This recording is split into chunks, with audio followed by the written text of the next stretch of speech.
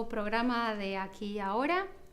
Hoy vamos a tratar un tema súper importante que es integración sensorial, y para eso nada mejor que invitar a María Rosa Nico, una TEO sumamente formada tanto en Argentina como en el exterior en esta temática, que tiene muchísimos años de experiencia en campo.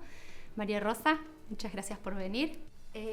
Bueno, María Rosa, vamos a comenzar por el principio. ¿Qué es la integración sensorial? La integración sensorial es cómo procesamos información de nuestro cuerpo a través de los sentidos básicos, esos que estudiamos en la escuela primaria: tacto, olfato, gusto, visión y audición, como fundamentales para poder entrar la información del mundo y conocer el mundo, los objetos y las personas, pero también sumamos en integración sensorial a otros dos sentidos que están un poquito más ocultos o subconscientes, como es el sentido de la propiocepción, toda la información de músculos, articulaciones, de saber acerca de nuestro cuerpo que construyen nuestro esquema corporal, y toda la información que tiene que ver con poder sobrevivir en el planeta Tierra, es decir, poder entender a la gravedad y cómo relacionarnos con un planeta y con una fuerza que está presente todo el tiempo, aun cuando dormimos, que es la fuerza de la gravedad, y permitirnos, por ejemplo, sentirnos seguros en el espacio de la cama y sentirnos que no nos caemos de la cama.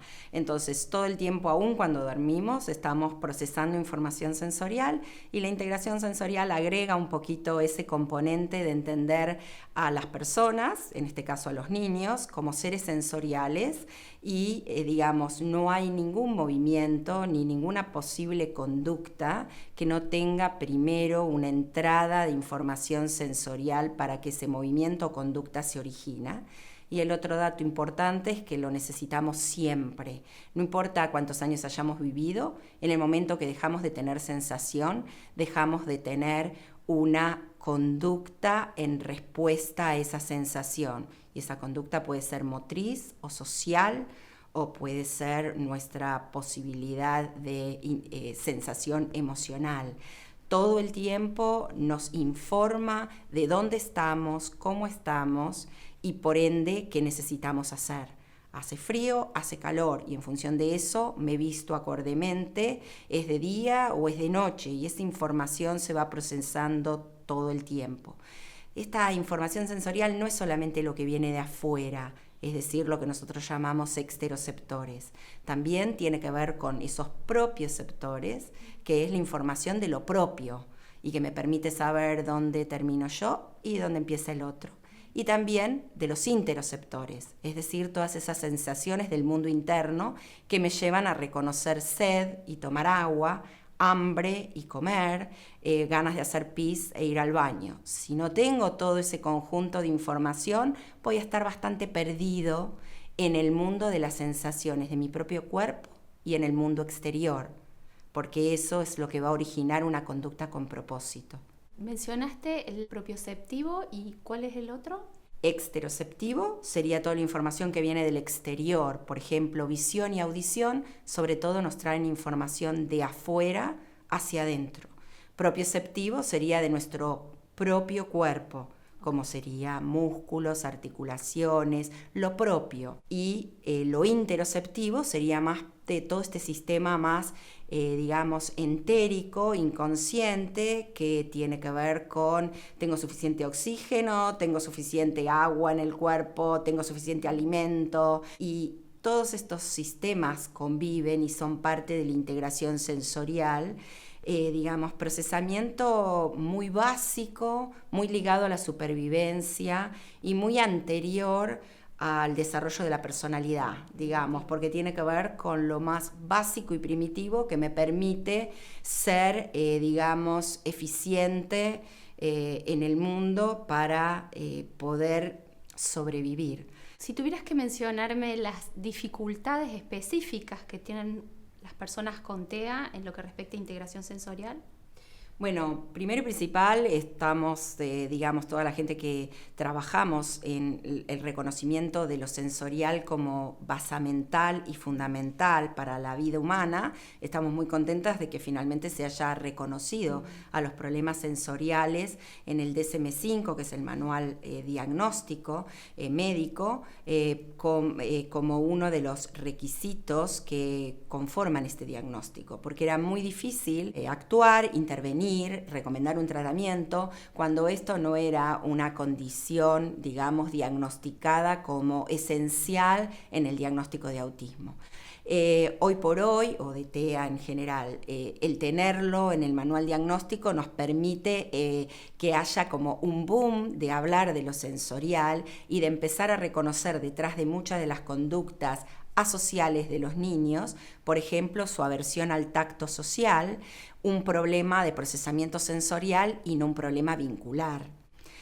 Cuando podemos empezar a hablar de la selectividad alimentaria y las dificultades en el procesamiento sensorial oral, podemos empezar a entender, digamos, por qué se dan estas características en este niño y entender y buscar y trabajar a la boca como este lugar donde se procesan estas sensaciones del gusto y del olfato, y de nuevo, no, digamos, a una situación, digamos, de berrinche o de conducta que debe ser extinguida. Por ejemplo, la excesiva oralidad, la búsqueda continua de llevarse cosas a la boca y poder empezar a trabajar estas cuestiones, digamos, desde esta base de un diferente o un ineficiente procesamiento. Pero si tenemos que reconocer las dificultades sensoriales, digamos, en el autismo, que en realidad sería mejor descritas como sensorio-motora, porque cualquier procesamiento sensorial va a estar ligada a la conducta motora o no que involucra al niño. Podemos encontrar déficit en cada uno de estos sentidos nombrados, ¿no es cierto? Va a haber diferencias en el tacto, va a haber diferencias en lo propioceptivo, va a haber diferencias en lo vestibular, olfativas, gustativas, condicionando mucho todos los problemas alimentarios que se dan en este niño, desde la vorágine hasta la extrema selectividad, donde comen 2 o 3 alimentos y ninguno más. Va a estar también en todo este medio interno, no dándole al niño o al adulto suficientes señales de abrigarse o de protegerse, digamos, relativo a un umbral de dolor diferente. Entonces por ahí la protección al calor es diferente y estos chicos muchas veces pueden quemarse por acercarse excesivamente a la estufa o al horno, o no pueden reconocer que tienen sed o que tienen ganas de ir al baño, y todo esto va a llevar a un estado de irritabilidad o de desregulación o de nerviosismo o de ansiedad y estrés. Fundamentalmente el no tener un buen y eficiente procesamiento sensorial lleva estrés, porque no tengo señales claras para responder y me falta información para saber qué me pasa. Todo eso va a generar tensión. Y esto también va a implicarse en el sueño, en el grado de enfermedad, porque una persona estresada y tensionada es mucho más propensa a enfermarse. Es decir, que atraviesa, digamos, la vida del niño en muchos parámetros, pero sí es muy importante que haya un manual diagnóstico que diga que el niño con TEA tiene un diferente procesamiento sensorial. Eso en sí mismo es muy importante para que el padre pueda empezar a encontrar otras ayudas y para focalizar el problema de otra manera.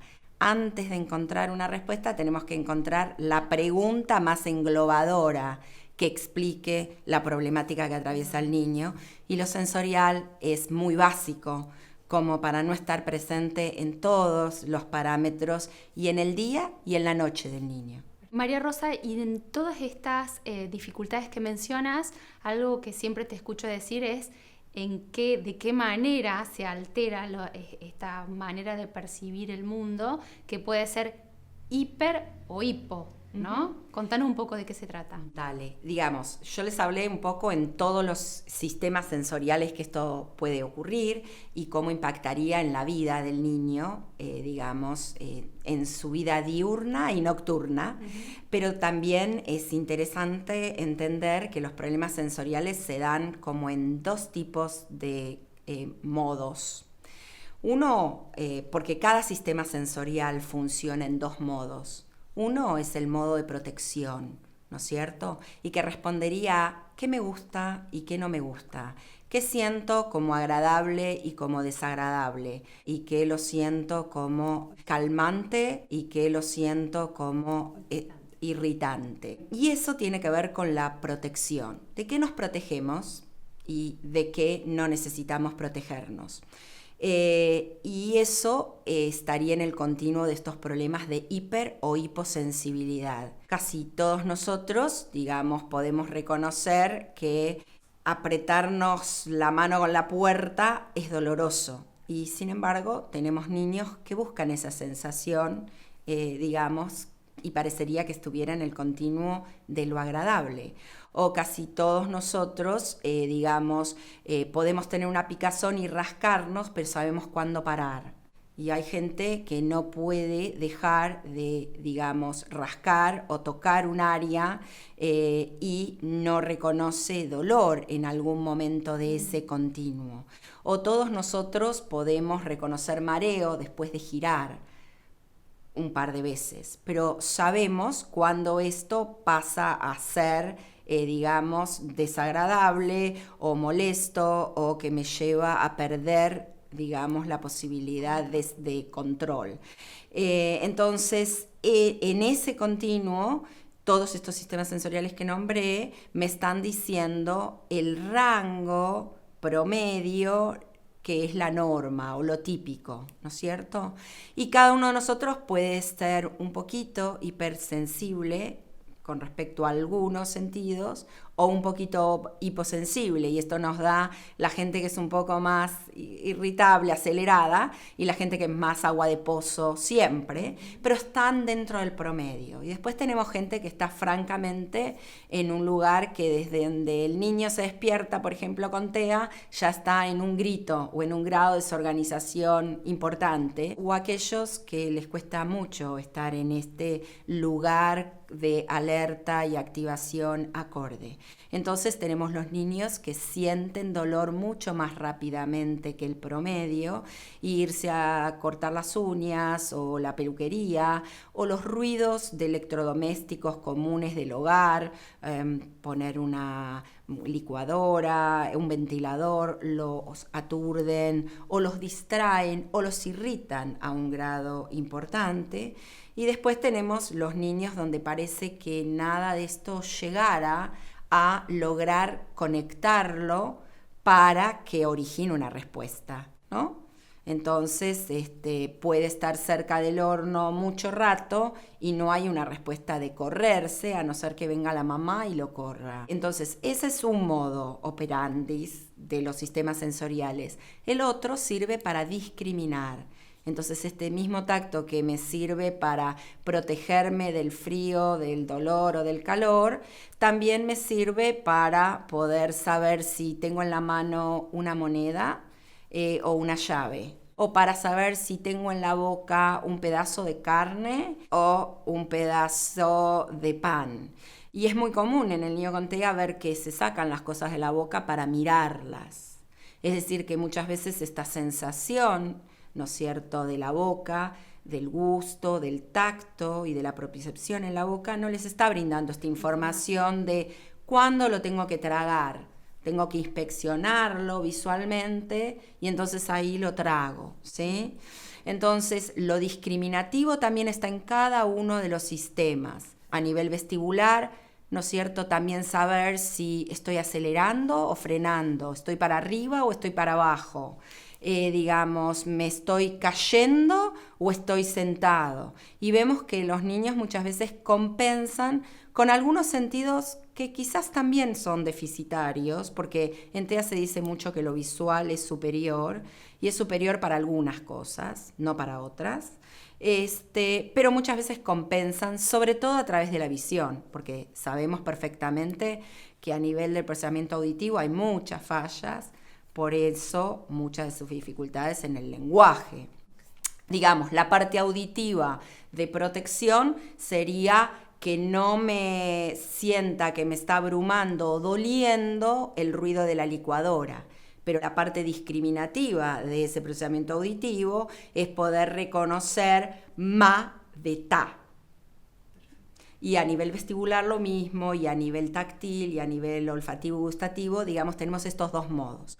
Si yo tengo problemas discriminativos, por ahí no voy a ser hiper o hiposensible, si solo tengo problemas discriminativos, pero sí voy a tener problema para utilizar herramientas, para saber vestirme, y entonces los padres cuentan que estos niños comen mucho mejor con las manos que con cubiertos, o digamos, les cuesta mucho bañarse solos, digamos, o atarse los cordones de los zapatos. Van a estar involucrados en estas cuestiones. También usamos mucha de esa discriminación para nuestra postura. Entonces, yo sé que es derecho, ¿no? Muchas veces le decimos a los chicos, sentate derecho, pero porque hay un saber, ¿no es cierto?, subconsciente de qué cosa es derecho y qué tengo que hacer con el cuerpo para estar derecho, ¿sí? Entonces, en su forma discriminativa, estos sistemas sensoriales me pueden estar dando problemas para el uso efectivo y eficiente del cuerpo, para el planeamiento motor, para ser independiente en todas las habilidades de autovalimiento, para el juego, ¿no? Mirar un objeto, ¿qué hago con este objeto? ¿Qué ideas me despierta el objeto por la inspección de este objeto? Y nos lleva a que muchos de los chicos con TEA no tengan estas ideas. Entonces todos los objetos son para chupar o para sacudir o para tirar, ¿no es cierto? Pero no me genera el objeto ninguna idea. Y a lo mejor va a un gimnasio de integración sensorial, que es una situación muy enriquecida de objetos y de posibilidades de accionar, y sin embargo por ahí este chico se queda sentado en el medio del gimnasio automacándose y no genera ningún tipo de conducta con propósito o de accionar motor o de juego. Pero de nuevo, esa acción se da porque antes hubo una sensación. No hay acción sin sensación. Estoy segura que con los ejemplos que fuiste dando, muchos padres que por ahí no escucharon hablar hasta ahora de integración sensorial se van a sentir identificados, porque realmente sí. Yo en mi checklist, mientras vos ibas hablando, decía sí, porque es así, ¿no? Son las cosas de la vida diaria. Y un poco siguiendo este punto de la vida diaria, ¿qué tips o estrategias podrías vos proponernos? Algunos, por supuesto, porque debe haber infinidad, pero los más recomendados, digamos, el top 10 de las recomendaciones o estrategias para las familias en sus casas. Bueno, vamos a empezar un poquito más atrás, ¿sí? Lo primero sería reconocer que somos seres sensoriales y que tenemos apetencias particulares. Todos, el niño con TEA, pero también nosotros, ¿sí? Entonces es muy importante, primero, para que el padre pueda conocer al niño, hacer más consciente el conocerse a sí mismo. ¿Cómo me gusta levantarme? ¿Qué me hace despertar? ¿Qué me hace conciliar el sueño? ¿Cómo me gusta bañarme? ¿Cómo me gusta que me corten el pelo, digamos, en la peluquería? ¿Qué ropa se siente cómoda para mí? Primero, para poder entenderse como seres sensoriales, y que muchas de estas decisiones no son tanto definidas por la moda o, digamos, digamos, ciertas ideas o costumbres o formas de educación, sino por nuestra sensación. Segundo, que nuestro hijo se va a parecer a nosotros, porque abajo de un manzano no hay una pera. Entonces, eso hace que un niño que muchas veces no puede comunicar y que su conducta no esté tan organizada, no tenga que rascarme tanto la cabeza acerca de qué le pasa. Seguramente le va a pasar algo con un grado mayor o menor de algo parecido de lo que le pasa al papá y a la mamá. Entonces, si podemos empezar a ver cómo somos nosotros dos, seguramente que a nuestro hijo le pasa algo similar a nosotros dos. Y si yo sé qué es lo que a mí me calma, puedo tener como más idea de qué, digamos, calma a nuestro niño. A mí me interesa mucho que se entienda que los que, digamos, más pueden traernos información valiosa del niño son los papás y el propio niño, y que esos indicadores están mucho en el qué hace y el cómo lo hace, y en ese mirar con infinita paciencia observacional un montón de pequeños, digamos, gestos y cuestiones, porque ahí vamos entendiendo la encrucijada que es el niño, sobre todo cuando inicia, digamos, en este camino.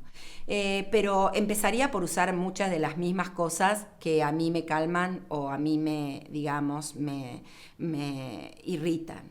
Por otro lado, a veces lo que pasa es que los problemas son muy parecidos. Entonces, si yo tengo un papá o una mamá que se desorganiza tanto como el niño, por las mismas cosas, es difícil que haya alguien ordenador. Claro. Y entonces a veces el papá necesita un poquito de ayuda o coacheo para poderse organizar con todo esto. Pero en líneas generales tenemos un eslogan en integración sensorial que es muy útil en estos casos, que menos es más.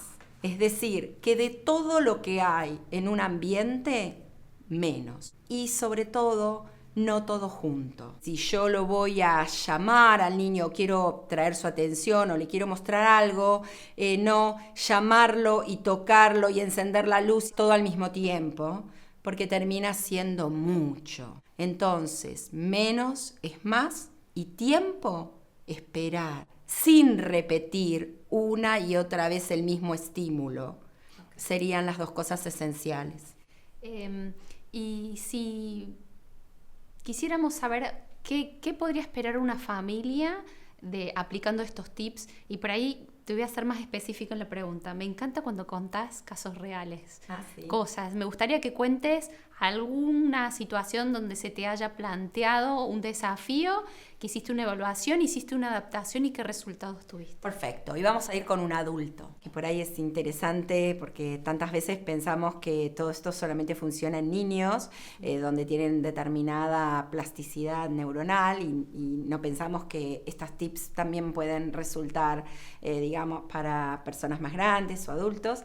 Y ella me viene a la memoria porque la dificultad era relativa al baño y relativo a, una denuncia policial que se había hecho a la residencia para adultos donde ella vivía de lunes a viernes, por aparente maltrato de los cuidadores de esa residencia, porque lo que los vecinos escucharan era una cantidad de gritos, con mucha angustia y con un nivel de intensidad importante, y varias veces había venido la policía a la residencia a investigar que estuvieran todos bien y que no hubiera una situación de abuso, sobre estos jóvenes. Cuando piden la interconsulta conmigo, me aclaran que el problema no es un problema de trato, sino que se originaba en el baño y por su inflexibilidad y su, disgusto ante la ducha nocturna, ante esta situación puntual, y para poder ver si algo de lo sensorial estaba afectando esto.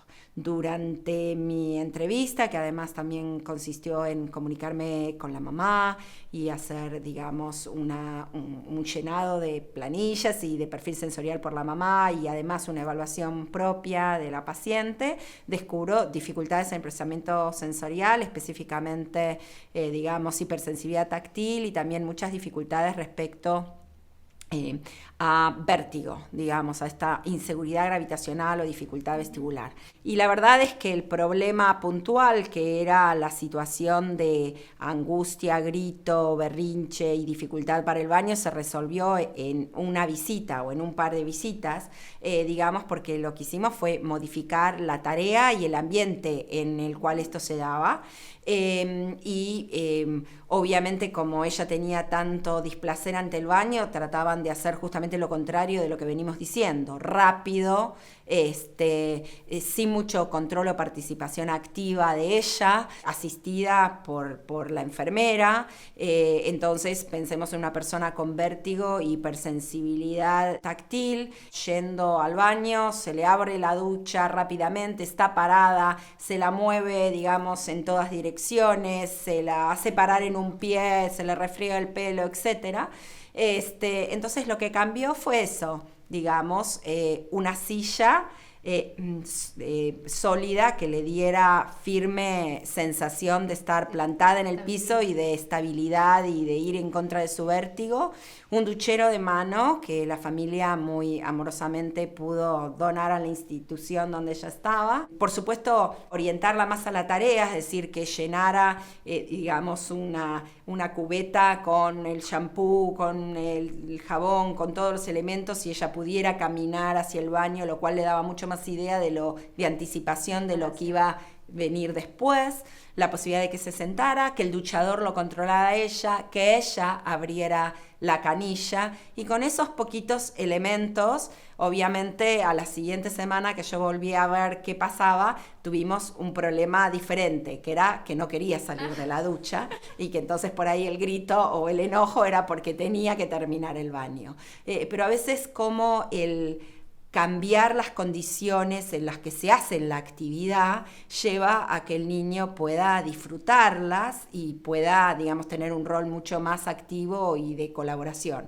Entonces, bueno, ese caso me enseñó mucho a mí particularmente, y también interesante verlo en una persona que ya tenía, digamos, 30 y pico de años, ¿no? Donde muchas cosas uno piensa que están muy instaladas y que no se pueden modificar. Y hoy en Argentina, si un papá o una mamá nos está viendo ahora y dice, bueno, quiero encontrar un profesional que me ayude en esta temática, ¿qué profesionales se especializan hoy en Argentina en integración sensorial y cómo los encontramos? Bueno, en general la especialidad de integración sensorial es una modalidad o una especialización de terapistas ocupacionales. En la Argentina está la Asociación de Integración Sensorial Argentina, que, digamos, otorga una certificación en este abordaje. Las terapistas ocupacionales pueden llevar a cabo la evaluación y también el tratamiento, pero mucha de la difusión y la formación en integración sensorial está brindada a todos los profesionales de la salud y de la educación, porque es importante que el conjunto de la población conozca acerca de estos temas y tenga, digamos, un pequeño entendimiento y algunos tips para abordar o estrategias para abordarlos. Pero para la parte más específica de la evaluación del niño, las terapistas ocupacionales son las que llevan adelante el diagnóstico y tienen los elementos evaluativos para poderlo hacer en forma acorde. Eso no quita que la maestra del jardín, digamos, se empiece a formar o empiece a tener, digamos, o haya asistido a una charla y reconozca indicadores de dificultad y pueda derivar a una evaluación específica. O el pediatra, digamos, algún otro profesional, fonoaudiología, kinesiología, psicopedagogía, psicología.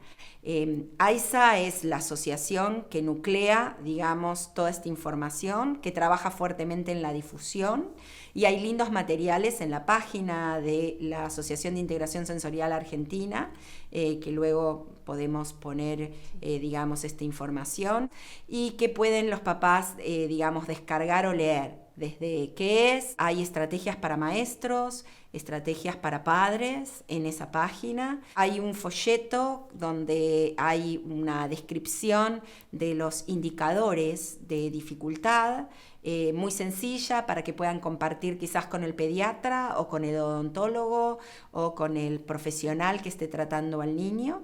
Y también hay otro póster muy lindo que es de reciente edición, donde hay toda una serie de estrategias consensuadas para la escuela, para que los maestros también tengan esta información. Es muy importante, y me tomo un minuto más para aclarar, que si bien los problemas de integración sensorial que estuvimos viendo hoy estaban dirigidos bastante a TEA y autismo, los problemas de integración sensorial se pueden dar solos, sin un otro diagnóstico, y hay un 5 o un 15% de incidencia en la población general de dificultades de integración sensorial, y estos niños o adultos pueden, digamos, ser tratados exitosamente o pueden tener un montón de estrategias para mejorar su calidad de vida de manera de vivir una vida con menos estrés, y entonces es importante que esta difusión sea más masiva a nivel de todos los pediatras, que son la puerta de entrada de esta información a los padres, ¿no es cierto?, de sus niños, o a todos los jardines de infante. Y en ese objetivo estamos, digamos, muchos, inclusive, y obviamente la Asociación de Integración Sensorial Argentina también, tras esta búsqueda de un mayor reconocimiento de estos problemas que la mayor de las veces son problemas ocultos, es decir, están, pero no hay un anteojo o un audífono o una silla de rueda que los señale como incapacitante y sin embargo perturba fuertemente la calidad de vida del niño y de su familia.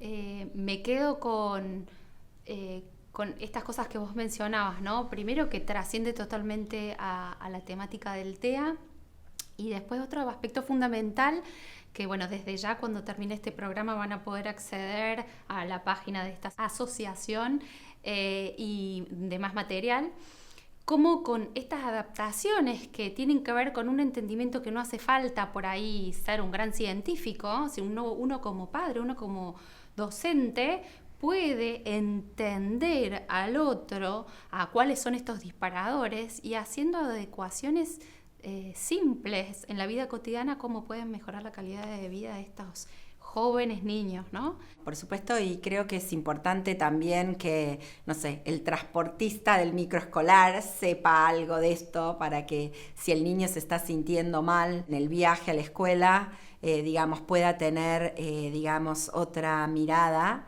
No que lo haga solo, justamente con el apoyo de todas estas, digamos, actividades de difusión, o el peluquero, ¿no es cierto?, del barrio puede entender que hay niños que son muy sensibles al tacto en la cabeza, digamos, o la persona que saca sangre y que el niño tiene que ir a hacer una extracción, ¿no es cierto?, puedan todo el mundo pasarla, digamos, un poquito mejor.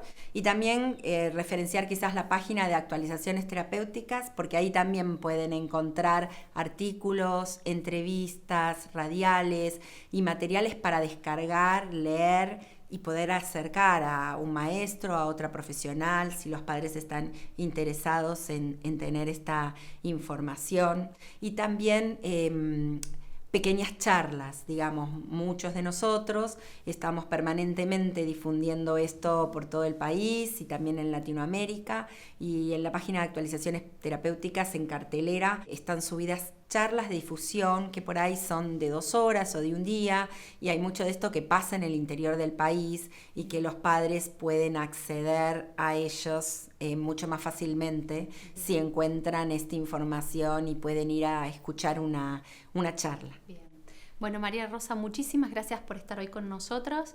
Muchísimas gracias por toda esta información tan valiosa, y bueno, seguramente en otro programa te vamos a citar nuevamente porque hay muchísimos temas para ver. Gracias por venir. No, muchas gracias, y espero que esto alcance a muchas familias y sea una inspiración para empezar a conocer un poco más de estos temas. Esa es la idea. Gracias.